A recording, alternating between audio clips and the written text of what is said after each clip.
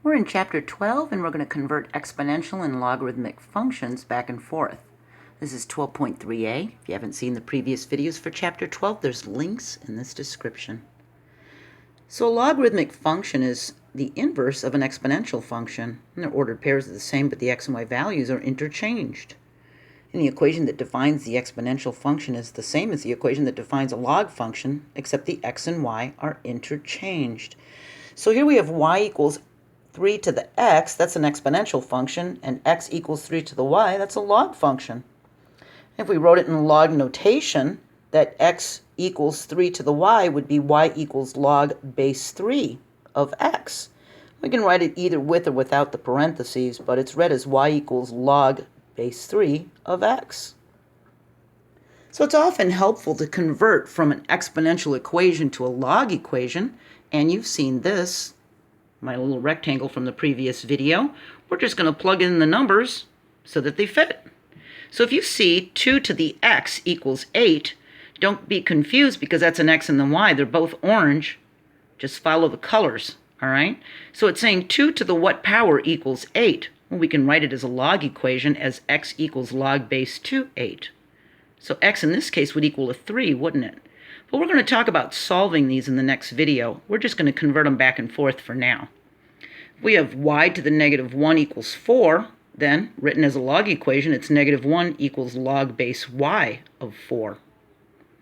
10 to the third power equals 1,000 would be written as 3 equals log base 10 of 1,000. And that's for an equation a to the b equals c, and that a is greater than 0, and then the b is the log base a of c. You've seen 6 to the 0 power before, and we know it equals 1. In a log equation, it would be log base 6 of 1 equals 0. See, I've got the equal sign on the other side now. It doesn't matter. 10 to the negative third equals 1,000th. It could be written as log base 10 of 1,000th equals negative 3. Now, if you're confused about negative exponents, or even this rational one, I'm going to have links to 1.7 and 7.5 and 7.5c from Chapter 1 and Chapter 7. We talked about negative exponents and rational exponents, okay? 16 to the 1/4 equals 2 could be written as log base 16 of 2 equals 1/4. 6/5 to the negative 2 is equal to 25/36 can be written as log base 6/5 of 25/36 equals negative 2. And we can flip this around too. We can also convert from log equations to exponential equations. So it's the same thing, we're just flipping it around. So if you see y equals log base 3 of 5, it's just saying 5 is equal to 3 to the y power. If you see negative 2 equals log base a of 7, that's 7 equals a to the negative 2.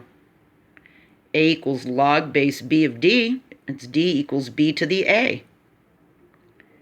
5 equals log base 2 of 32, that's 32 equals 2 to the 5th power.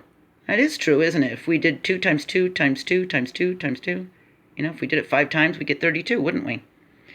3 equals log base 10 of 1,000. That's 1,000 equals 10 to the 3rd. See how the base is here and the exponent is here. See? Negative 2 equals log base 10 of 100th can be written as 100th equals 10 to the negative 2. So that's 100th can be written as 1 over 10 to the 2 to make it a negative 2 exponent, right? If we see 2 equals log base square root of 5, well, we can write it as 5 equals the square of the square root of 5.